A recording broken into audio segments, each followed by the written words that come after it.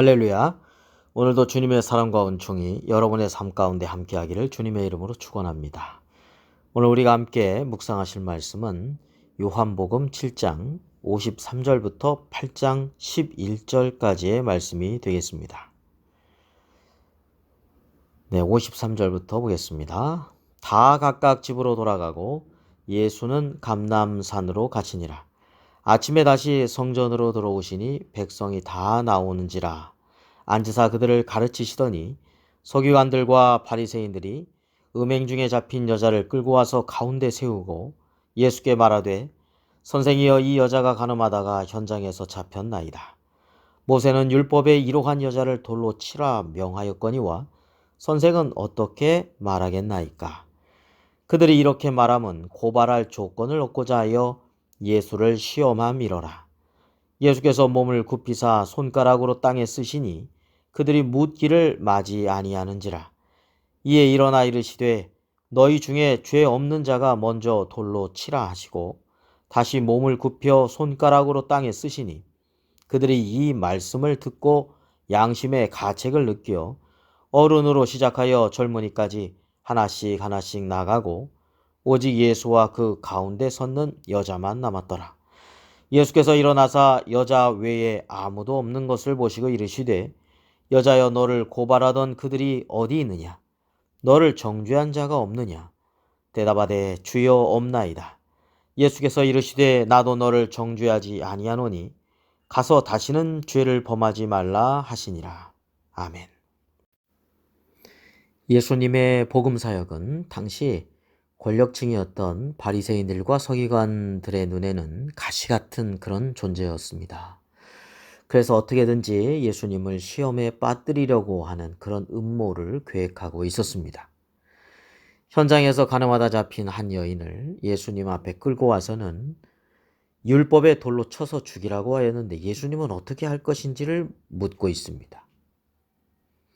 원수를 사랑하라 말씀하신 예수님께서 만약 돌로 쳐 죽이는 것을 막으신다면 율법을 준수하지 않는다면서 율법을 어긴 사람으로 고발하고자 하는 것이었고, 반대로 율법대로 돌로 쳐 죽여라 그렇게 하면 당시에 사형 집행권이 로마 총독에게만 있어서 예수님이 돌로 치라는 명령은 사형 교사죄를 범하게 되는 꼴이 됩니다. 그래서 이렇게 하든 저렇게 하든 예수님을 공경에 빠뜨리고자 하는 악한 음모를 이 바리새인들과 서기관들은 가지고 있었던 것이죠. 그러나 예수님께서는 몸을 굽혀서 손가락으로 땅에 글을 쓰십니다. 그런데 더 이상 묻는 사람이 없습니다. 뭔가 일이 일어난 것이죠. 일어나셔서 말씀하십니다. 너희 중에 죄 없는 자가 먼저 돌로 치라. 그리고 다시 몸을 굽혀서 땅에 손가락으로 쓰십니다.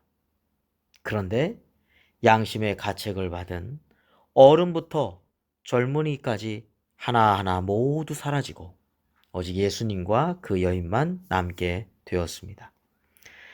더 이상 그 여인을 고발할 사람이 없었습니다. 예수님께서는 일어나사 여인에게 말씀하시죠. 나도 너를 정죄하지 아니하노니 가서 다시는 죄를 범하지 말라. 손가락으로 땅에 글을 쓰셨던 내용 2번 쓰셨습니다. 너희 중에 죄 없는 자가 먼저 돌로 치라 라는 말씀 전에 그리고 후에 땅에 엎드려서 글을 쓰셨습니다. 그것을 보고서 사람들이 묻는 사람이 없고 또 양심의 가책을 받아서 하나 둘씩 다 사라지고 말았는데 혹시 거기 있는 사람들의 죄목이 아니었는가 싶습니다. 그건 추정이죠. 너희 중에 죄 없는 자가 먼저 돌로 치라 라고 했을 때 그들은 돌을 들을 수도 없었고 돌을 던질 수도 없었습니다. 천국이 어떤 곳일까요? 천국은 오늘 장면의 마지막 장면인 것 같습니다. 예수님과 용서받은 죄인이 만나는 곳입니다. 천국은 예수님과 용서받은 죄인이 만나는 곳입니다. 천국은 의로운 사람, 죄가 하나도 없는 사람, 그런 사람들이 가는 곳이 아닙니다. 그렇게 된다면 천국 갈 사람은 이 세상에 아무도 없을 것입니다. 의인은 없나니 하나도 없다 라고 성경은 말씀하고 있고 죄 없는 사람은 아무도 없습니다. 이 땅에 오신 예수님 외에는요. 다만 용서받은 죄인들이 가는 곳이 바로 천국입니다. 용서함을 받고 의로운 것이 아니라 의롭다고 여김을 받은 은혜를 덧입은 자가 가는 곳이 천국입니다. 그 은혜를 깨닫고 감사하면서 하나님의 은혜 속에서 말씀에 순종하는 자가 가는 곳이 천국입니다. 그러한 사죄의 은총을 받은 우리는 그 다음에 어떻게 행동해야 될까요? 오늘 주님께서 이 여인에게 마지막에 어떤 말씀을 해주셨냐면 가서 다시는 죄를 범하지 말라 했습니다. 왜 그럴까요?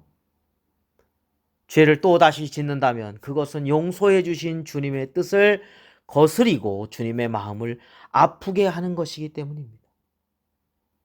우리는 우리를 용서해 주신 그 사랑의 그 은혜에 우리는 보답하는 삶을 가야 되겠고 그 은혜를 기억하는 삶을 살아간다면 죄를 멀리하고 그리고 하나님을 기쁘시게 하는 믿음의 순종의 삶을 살아가야 할 것입니다. 오늘도 용서받은 그 은혜를 기억하고 오늘도 주님의 뜻에 순종하면서 하나님을 기쁘시게 하는 하루가 되시기를 주님의 이름으로 축원합니다. 기도하겠습니다.